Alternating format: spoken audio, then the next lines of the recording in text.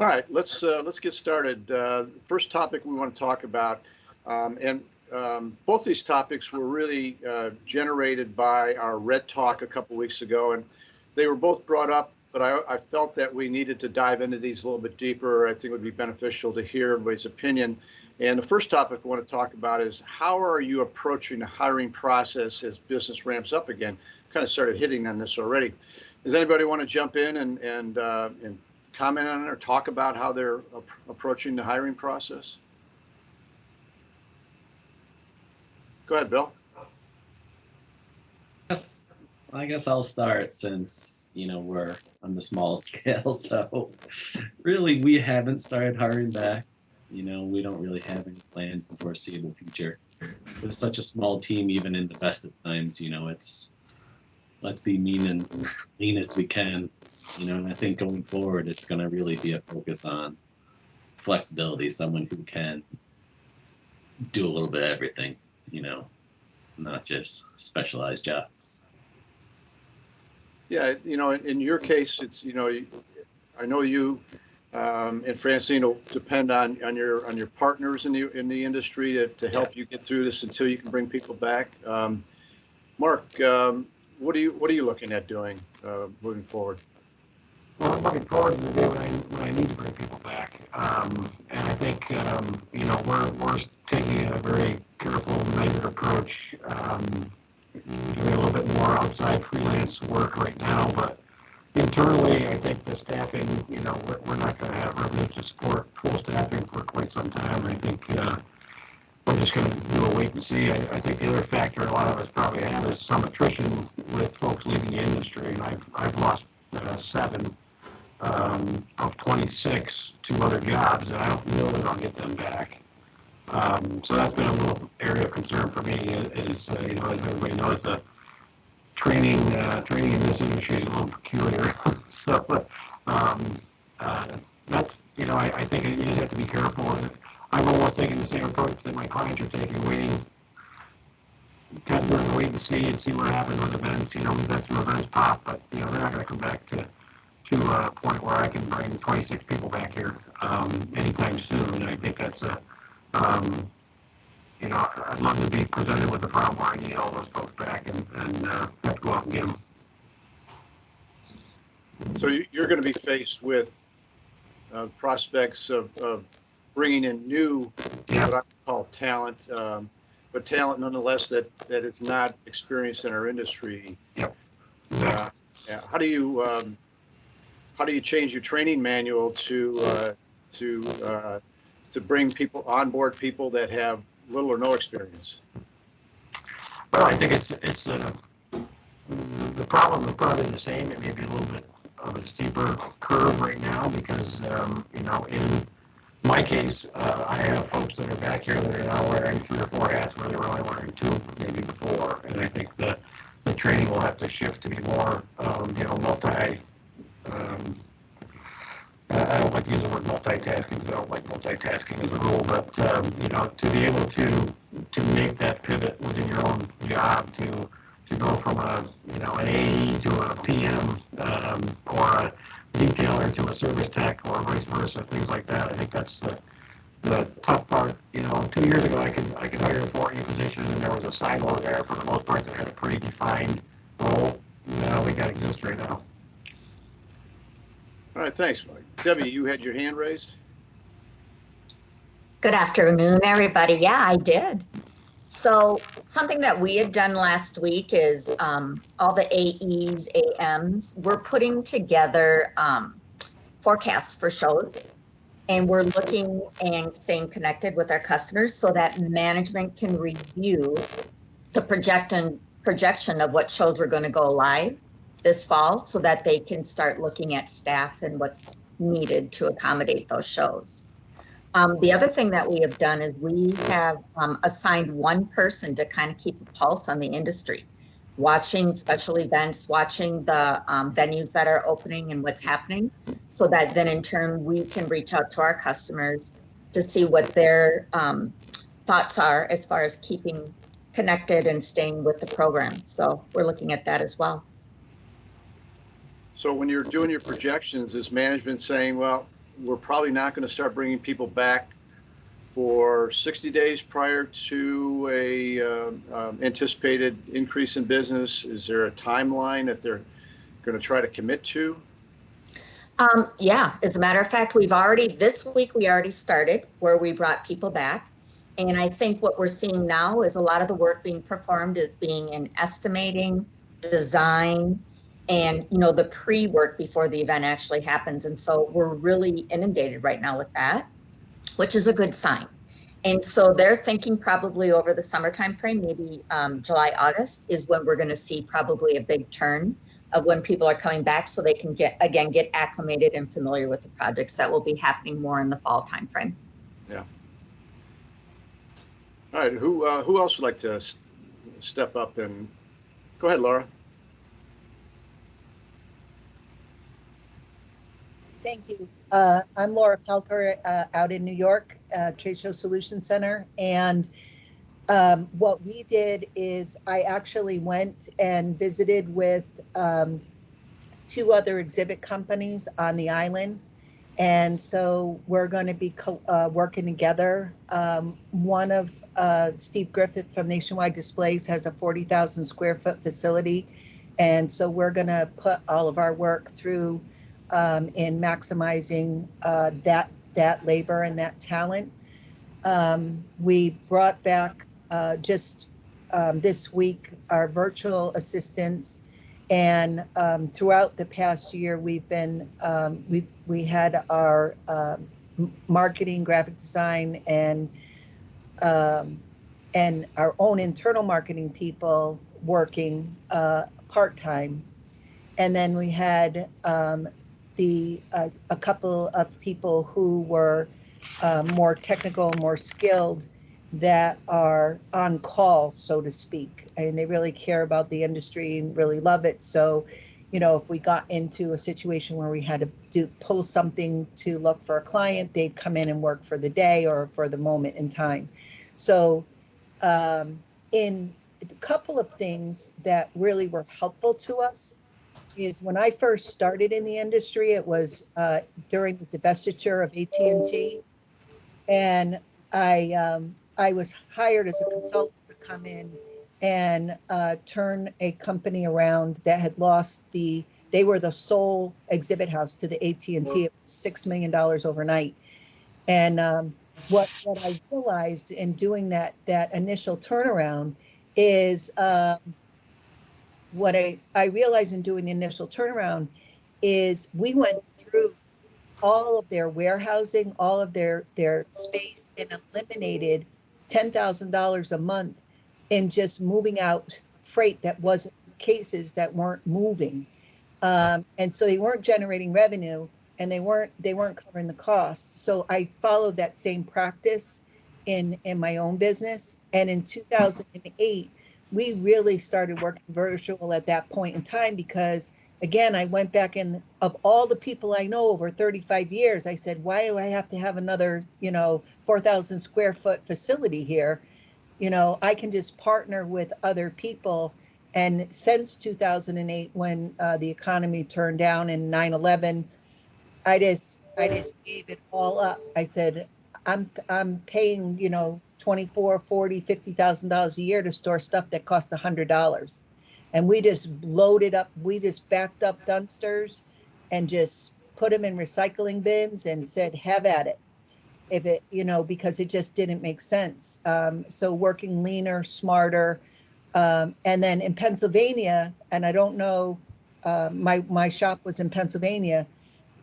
We used to use manpower, and because they had certified forklift drivers, they had skilled carpenters, they had all of these talents that we needed to work. So I would drive up to the shop for 10 days, schedule all my work, call in Manpower, pick what my skill levels were.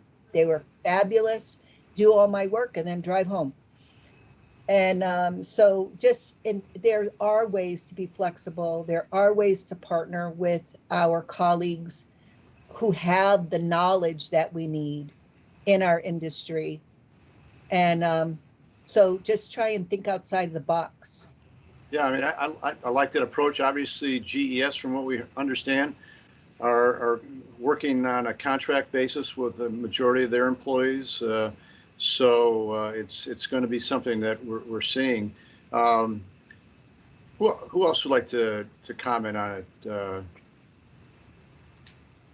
Kevin.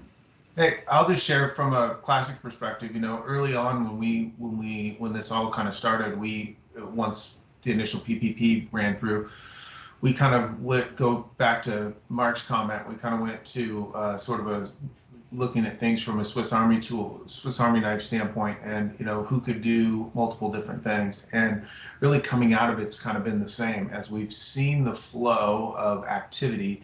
It first was heavy in design, heavy in estimation, and so being able to sort of bring people back to help address those needs. And then next was sort of on the shop floor, and then even on the shop floor, we actually looked into our former staff that were detailers, because they also knew how to run all the CNCs, and so they've been able to come back and work both doing detailed drawings as well as working on the CNC, which has been kind of nice. And there's a bit of runway there before that they can cover, which has been nice. And then, depending on the state you're in, Oregon being one of them, the way that the unemployment works in the state, we've been able to bring people back at 3 and 4 day schedules as opposed to full.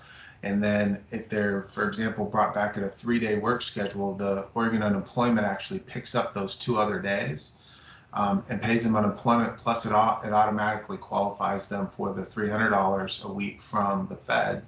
So that gives us a little bit more flexibility as well at expanding and bringing more people back at that rate, without having to bring people back full time and not necessarily having all the work to do. But the definite key term there is Swiss Army knife. Those folks that can do multiple things or have been brought up through the organization over the years and have skill sets that maybe they haven't been in that department for the last 2 or 3 years, but they can come back and be meaningfully employed in this capacity, knowing that they're going to be back at this capacity once things ramp back up a little bit more. Thank you. Marty, I see you just joined. Thanks. What we're talking about, just to bring you up to speed, and I'll prepare you because I will ask you to comment on this in a second. But how are you approaching the hiring process as business ramps up again? So think about that, and I'm gonna ask Joel on how you're handling it. Sure. We're doing amazingly well. So I feel bad when I hear these stories, but we, as of yesterday, we are 100% back to full-time, everybody. Nice. Awesome. We are fortunate, though, in the fact that a lot of that work is non-exhibit work. I think I've mentioned this before on the calls. We are in the middle of 3 golf tournaments right now where we do the signage and some tent interiors. We have, my God, probably 6 broadcast studios that we're working on that we're actually having other exhibit houses help us build, quite frankly. But I think the key thing, and I haven't heard it here, is that there's a big incentive with the ERC credit, it's the employee retention credit. So basically, they pay 70% of the first $10,000 of somebody's salary per quarter. So we feel like even if somebody may not be fully loaded with paying work, we're bringing them in here to, I've heard people say they're purging their warehouses and things like that. We're doing that. And we're getting ready for, when the exhibits start again, to have clearing out some major space in the warehouse. And it's unbelievable the things that we're coming across, things that were 10 years old, and we're going, what the heck? And, saving a bunch of crates, but throwing away a lot of material. And basically, again, thinking about the first $7,000 of those people in this quarter is covered by government subsidies. So, we're taking advantage of that, and we're getting a little bit aggressive with sort of recruiting. Problem is, though, that what we're running into is we had a graphics guy quit, and we put an ad out, and nobody wants to work. They're all getting the $300. And where Indeed used to have 30, 40 people, we have 3. And some of them have already been hired, so we're having a challenge backfilling some of our labor. I mean, again, we're fully loaded and we're up and running. We do have a couple spots to fill. We did have a couple people leave for various reasons, and we're having a hard time filling those couple of spots. They're like someone to run the CAM machine, a graphics guy. They're not high-end things, but it's hard to find people to fill them. So, but to me, the key is that ERC, and I think we're trying to maybe grab some people in the industry who haven't come back to life yet at their company.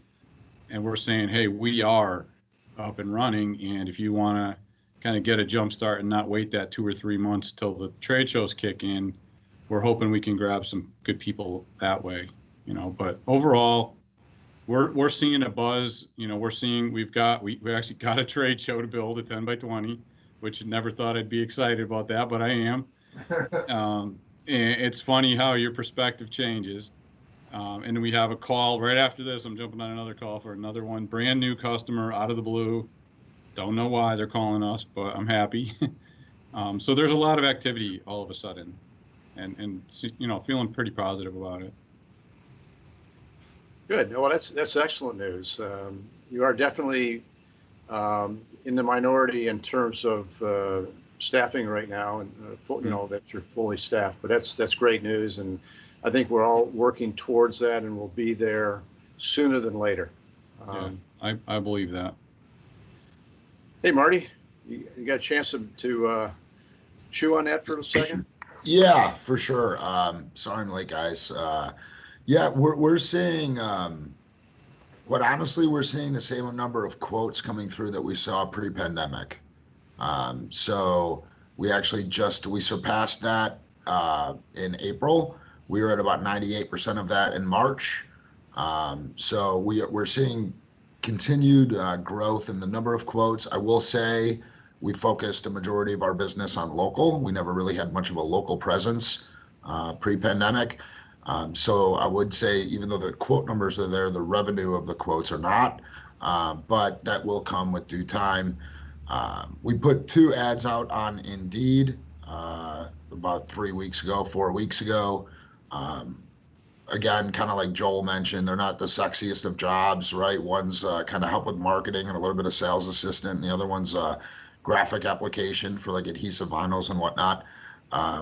In February of 2020, we put it January of 2020, we put an ad out for an office manager. We had 145 applications, and we hired her in February. We kept her on. We only let go one person during the pandemic, and that was a driver who would do local deliveries and pickups for us. And he was brought back on full time in February of this year. So we're back up to 100% of what we were. But with the 2 Indeed jobs we put out there, kind of like Joel was talking about, like for the office manager last year, 145 applications, give or take a few. For this new sales assistant / marketing role, 13 applicants. So nobody wants to work, right? I mean, I see it all over the place. My parents own a restaurant around here, and it's just very difficult to do. But I think the kind of positive spin on that is you're going to get the people who really do want to work, right? Yeah. And that's who you want, right? Even coming back, when the government should never, that's a different story. It should never have given so much money out. I know people need it and everything, but we knew this was going to be coming. But I think coming out of it, who are you going to want? Are you going to want somebody that's applying for jobs in February and March that wants to work? Or are you going to want somebody that milked it for as long as they could and now they're okay to come back to work, right? So I think it tells a lot about their personality. We're very excited about it. First interviews today. So very excited. We're seeing an increase. I hope you guys all are too. That's kind of where we're at right now. We're seeing the quotes, so we're trying to plan accordingly. I mean, I understand where you're coming from, because you definitely want to hire people that are motivated, and that tells you a lot on who wants to work and who doesn't. But yeah, I agree with you. Haven't heard from Tom or Lisa. Either one of you want to comment on? Go ahead, Lisa.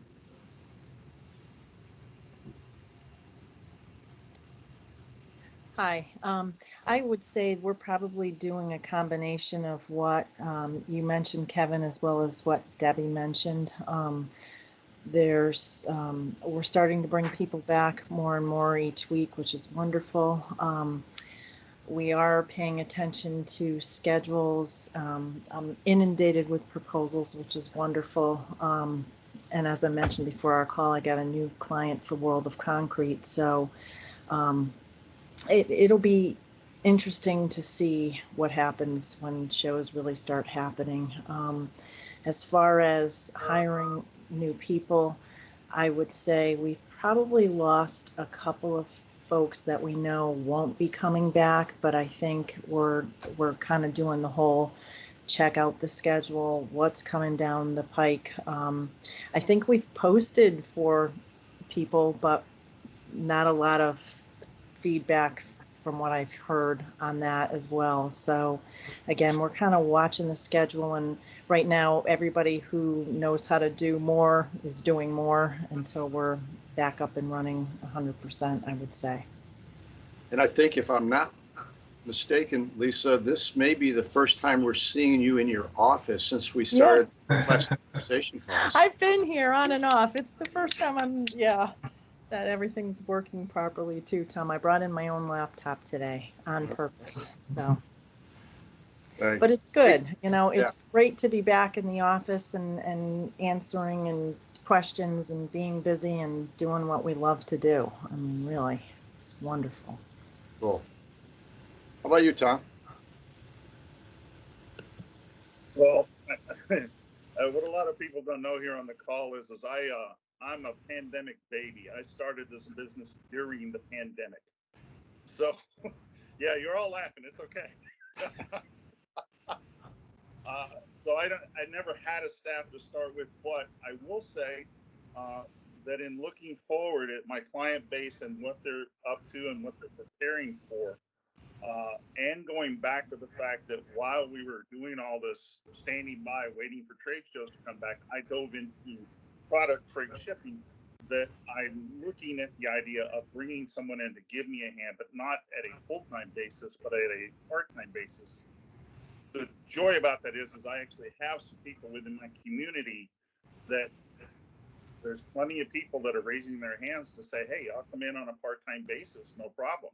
So the hiring in my area, which is the Northeast Ohio area, is not a problem.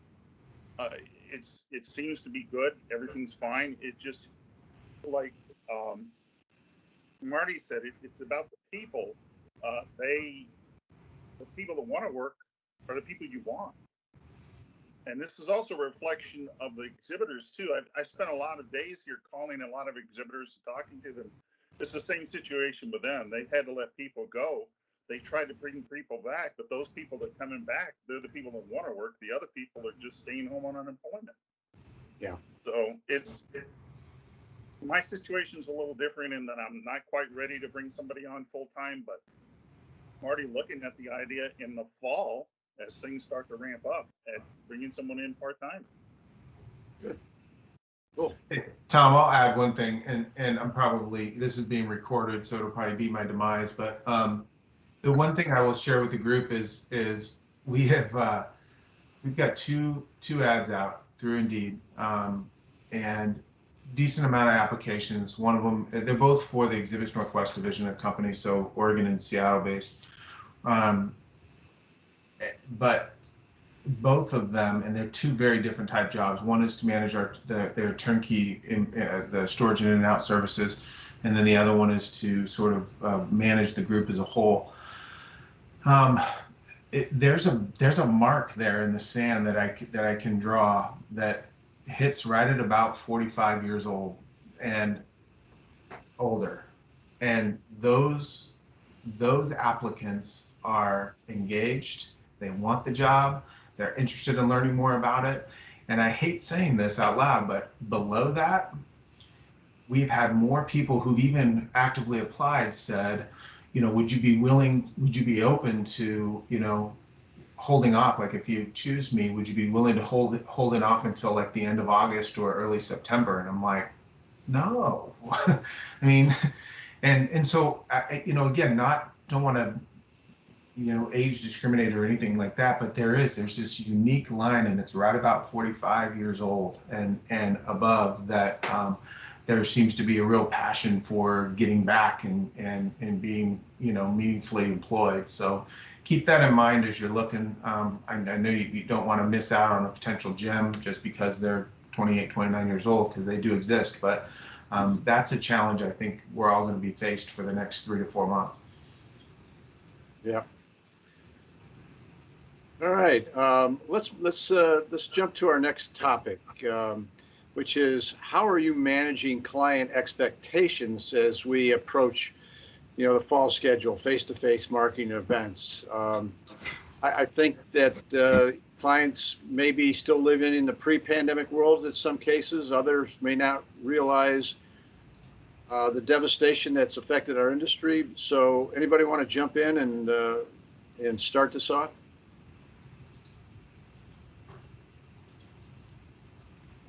I guess Go ahead, Mark. one of the things that we really tried to do during this entire past year is to really kind of keep our fingers on the pulse of our clients, and that's been difficult because while we've been shut down, most of those folks in event management roles within larger organizations have also been either furloughed or asked to take on other responsibilities and things like that, and they just weren't thinking about what this thing looks like when it reopens. And we, with all of our managed services clients, we actually sent a very detailed communique out to them with what to expect when things come back, and what does our industry look like, and almost to a person, they've all been very sympathetic and understand that we can't just flip the switch and go right back from 0 to 60 right away, and that hasn't really helped us move them along any quicker. Nobody wants to commit to anything until the last minute, of course, but they're all pretty sympathetic to what we've gone through this past 14, 15 months now. And I think helping them prepare with also the things that are outside of our control, GC issues or transportation issues, travel issues, all those things that are going to be impacted when things start to reopen, are going to be things that are going to have, they're going to have to be made aware of, because they may not have been paying close attention to it, until the last minute, of course, just like they normally do. So that's kind of been our mode, especially these last 3 months, where we've seen activity start to gradually pick up. Staying in touch and just having weekly communications with them, see what's going on. And on that note, I've got to bail because I've got a client call on this very topic in about 20 minutes. So I got to take off. Thanks you guys for hosting, and take care, everybody. See you. See you, Mark. See you soon, Mark. Good luck. Thank you. Bye. So as I was reading that question, I saw Debbie smiling. So I'll ask you what's your take on it. Sure. Very similar to what he just said. A couple things that we've been proactive on is Darcy had written a white paper in January, just thinking about what to be expecting for when shows do return, and things that we should be considering that we haven't had to in the past. So in those documentations, being able to send them out, being able to have conversations, and talking about timelines, really critical elements from a standpoint that we are right now at a shortage for materials, with reduced personnel, it's taking longer to get things done. Transportation, which a lot of that insight came from one of the meetings that you had hosted regarding transportation. And we're seeing that actually come true, where it's taking longer to get things booked. So I am trying to be proactive in reaching out to our customers and telling them these are the things we need to think about now, where we need a little more time before we had, closer timeframes. Another thing is that we're looking at cash flow. We really want to make sure that we get our deposits or, things processed, and that we get signed proposals to make sure that we can meet all the timeframes appropriately as well. Yeah, I would imagine that timelines are the most critical thing that we're all going to deal with. Because because that timeline is going to be based on available personnel and material purchasing and the whole thing. So yeah, you're right. And I thought what Mark did and the Dursey white paper back in January were really good ways to get ahead of it. Mm-hmm. Because I think it's Absolutely. important that stay ahead of it. Yeah, as a matter of fact, we just released last Thursday another white paper because some things have changed, and I can send it on to you and anybody else that might be interested with additional research that we've seen. We're making more suggestions. Well, if you want to send it to me, I'll go ahead and then get it out to the group. Okay, you got it. Thanks. Mhm. Bill, was that just a thumbs up for the white paper, or you wanted to talk? I guess that's okay. We'll just take that as a thumbs up. Yeah, it was just a thumbs up for the white paper. You know, Okay. I like piggyback on them. You know, most of the advice we trying to give is falling on deaf ears. Like, you gotta hurry. Like, everything's gonna be backed up. You can't treat this like normal. I'm like, yeah, okay. I'll still ship my booth to the show floor and expect no problems. Just okay. Yeah, it's like you could explain the whole thing, and someone will say, "I don't care. You got to get it done." Right. Not my problem. It's like, all right. Yeah. Who else? Who else would like to comment on this? Oh, I'm going to go with Laura first, and then I'll circle back to you, Rick. Thank you, Rick. Thank you, Tom. Well, you're a customer. You're a distributor partner. That's Rick's right. Industry partner. We all So value you you've got first. more points. I'm with you, Tom. So we're really looking forward to finishing the 20 by 30 that was in the shop when we got shut down. And Kevin, I'm sure you're going to be happy about that. So that's for ISC West, and but we have been having, like most of you, ongoing calls with our clients. We actually set up shopping carts for them, with packaging their products. So it includes their booth, the graphics. It includes the power strips, everything from soup to nuts, the pens, the pen holders, and we made a package that they can just go click on and um, and and the order comes in through the office, trying to automate things so that we can move more efficiently and faster.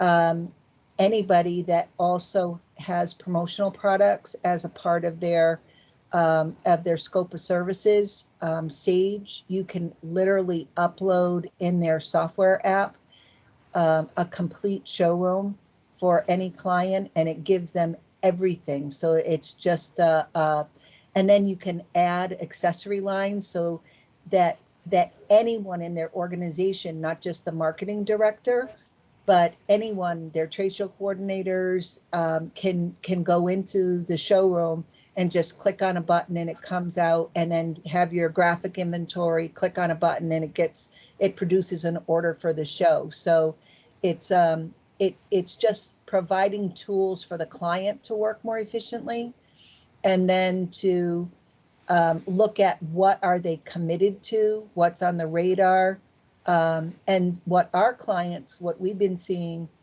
is they're saying that there's not going to be anybody that's going to be available for setup, so we're going to need you to handle everything, even support them with booth staff. So, and again, that's just something that we've done all along, that came back from being in the custom world way back when. We've always been provided them with the full service so that we can support them with staff, whether it's at the registration table or learning their products, so that we can do product demos. Mm-hmm. Cool. All right, Mr. Pearson. Mine was more on a curiosity standpoint, obviously being on the vendor side. With the market right now, are clients pushing on you guys to decrease the cost of exhibits and everything coming out of this? Or are they staying strong and supporting you and not pushing that way? Because when we did it back in when 9/11 was, I mean, there was some push to where certain underlying exhibit houses would kind of play that game and try and undercut people just to gain business to get back. But I haven't heard that happening, which is a great thing. And I'm just kind of trying to feel out, is there anything clients are doing in that regard? That's good. That's good. I haven't seen anything. My customers have all been very respectful. Everything I've given to them, they haven't questioned. And so we haven't had any battles from a standpoint of pricing. If anything, we've kind of indicated some pricing has gone up due to supply and demand. Right. And it's been very understandable. That's awesome. Right. The same with mine. It's, you know, I mean, I had 4 brand new clients with brand new exhibit rentals, like 3 days from going. I mean, thank goodness the line dropped and nothing could get, you know, hurt with if everybody was just patient. Right. But the problem is that now they've either had mergers and acquisitions, they've sold their companies, or they've rebranded.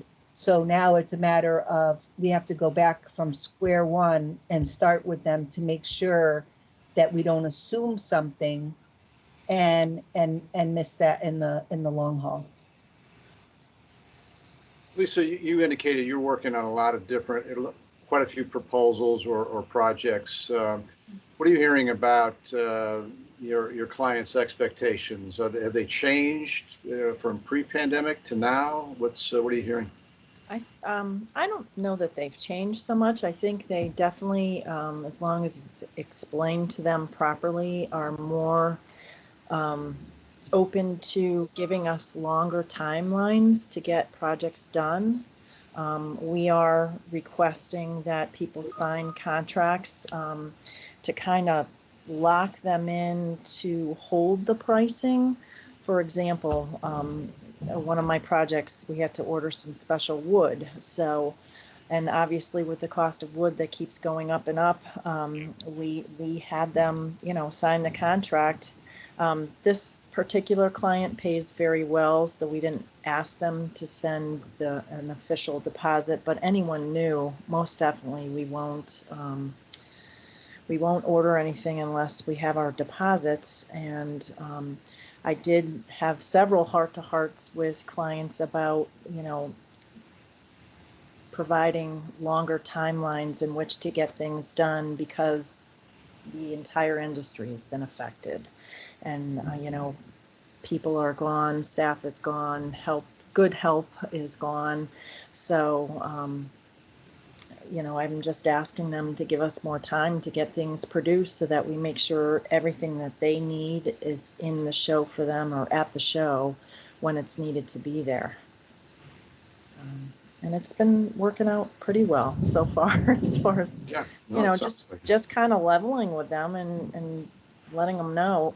I mean, they know that our industry has been hit hard, so they realize. And one thing I've also done too is I've talked to many of our city managers about that whole labor thing, and asking if certain people are still there and what's happening as far as labor goes. I'm really worried about labor on the show floor and having people who are familiar with our properties being available. So I've had lots of conversations there. One thing I wanted to ask at the beginning of the session when we were kind of talking about Vegas was, I was told by one of our AEs from one of our preferred labor companies that for Vegas, please let me know if anybody else has heard this, that if you want to go supervise on the show floor, you know, if you're supposed to go take this 40-hour safety course. And I looked into the course, which is in May. And it's completely full, of course. And has anybody else heard this and any talk around this and how viable this is? Yes, it's going to have the OSHA 10 as well. Okay. So I'd be interested to hear, you know, what exhibit houses are going to this training and how that goes.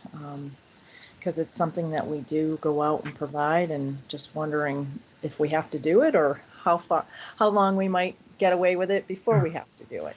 So my 2 cents on that is, and you hit the nail on the head. I think there's a little bit of time of getting away with it until it's going to be forced. There's a lot of things, and not trying to lump a bunch into one, but you know, elements like that training and certification, elements like the potential vaccine, passport, if you will, whatever, to get on a venue.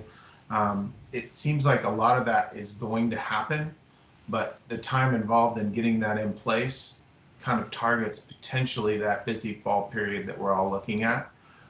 But through the course of the summer, I think, they're getting cities alive right now. And so you're probably going to be able to get away with it, supervising and going and doing things. But I would be prepared for it, because I think it's going to be a reality for in a lot of cities, not all cities, but in a lot of cities. Where do you think would be the best resource to go to find this out for sure? Oh, gosh. I know. I would probably look, rather than venue or cities, I'd probably look at associations. And if you guys are affiliated with ESCA, would be one. I would be reaching out to them and asking them what their understanding of it is and what their availability is, as far as, linking you into, if you're a member especially, linking you into some training. The other would be EACA. Call Jim Worm at EACA. He'll be a good resource as well to kind of find out where where you might want to go to get some of that training, and also maybe what they're seeing as the potential target cities that are going to need it. If I had my guess, it's going to be Vegas, it's going to be Chicago, it's going to be Philly, and it's going to be New York for sure. Will it be other cities? Who knows? Thank you. Uh-huh.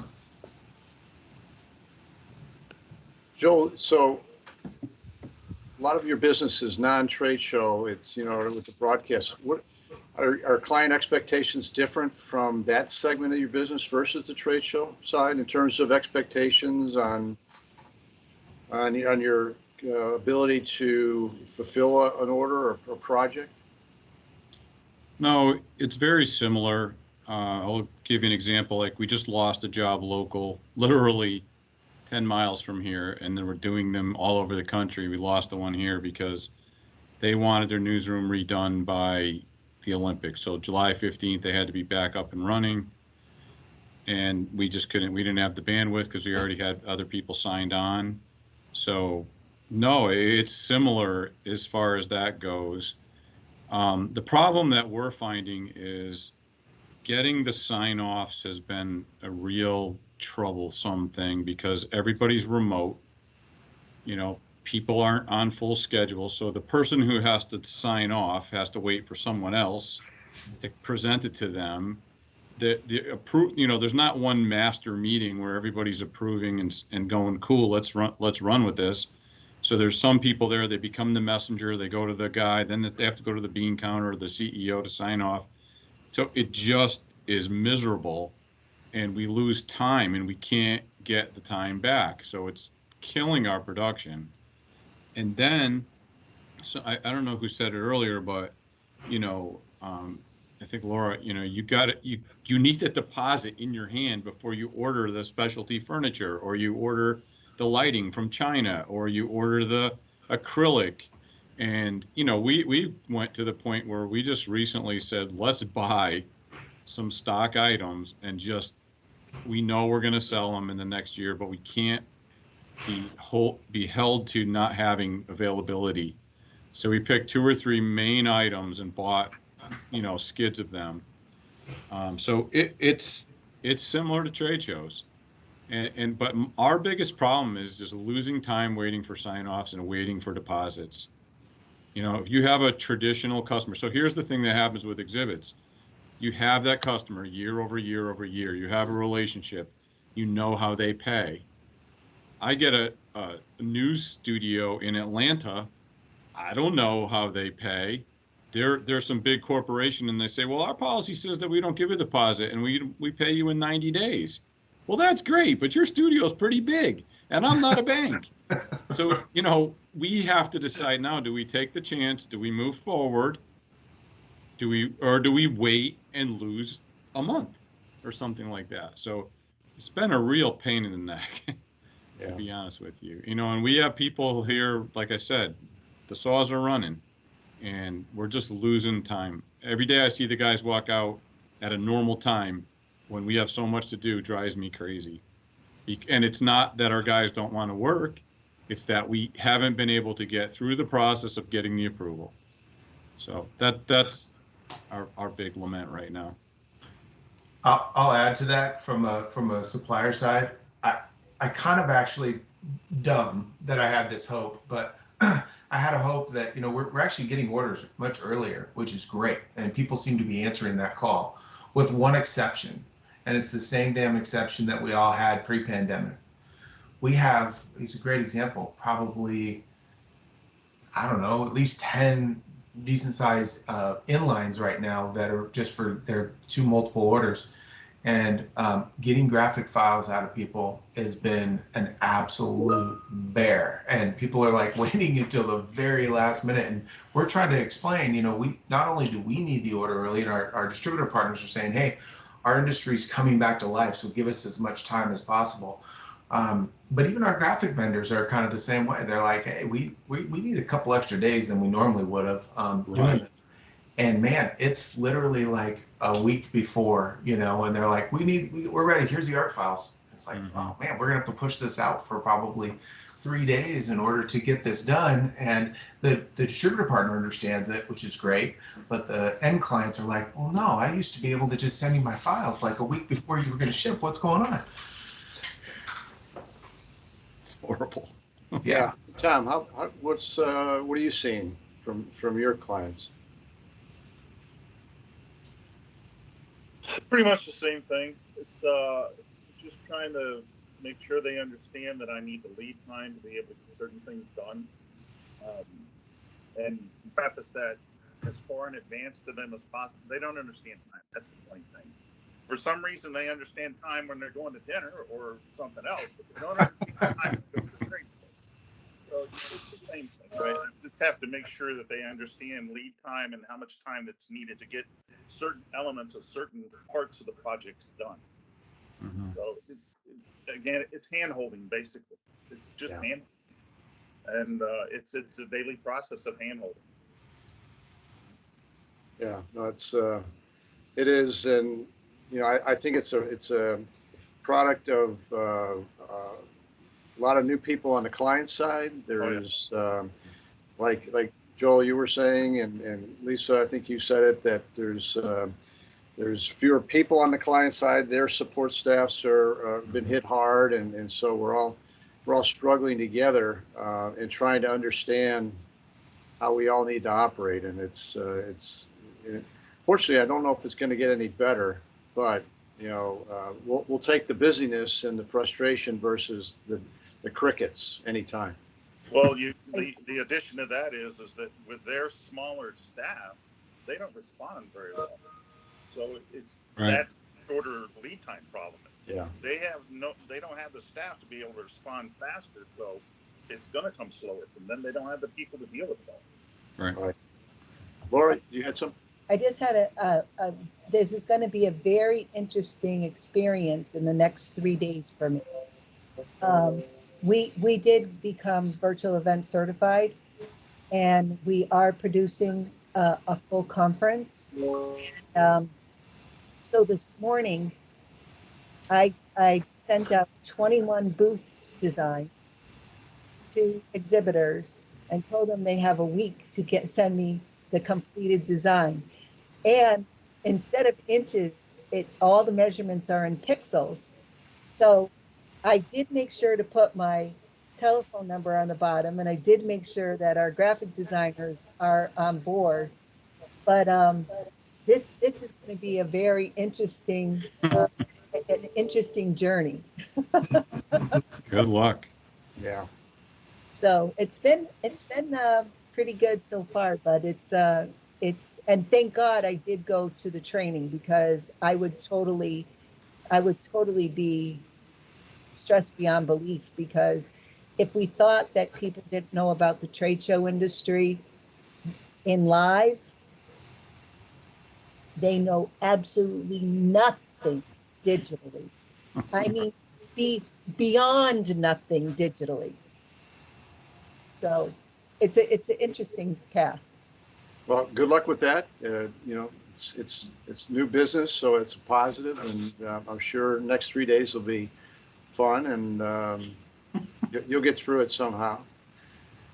Anyway, let's wrap this up. I appreciate everybody's participation again this week. I thought it was some really great discussions, and knowing we've got a long way to go yet, but I think everybody's got a handle on it from what I'm hearing. And so we'll look forward to our next meeting in, oh my gosh, in June.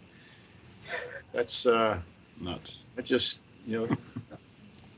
doesn't seem conceivable, but we're almost there. So everybody take care. It was great seeing you, and we will talk to you soon. Thank you, guys. Take care, everybody. It's good to Take see care, you. everybody.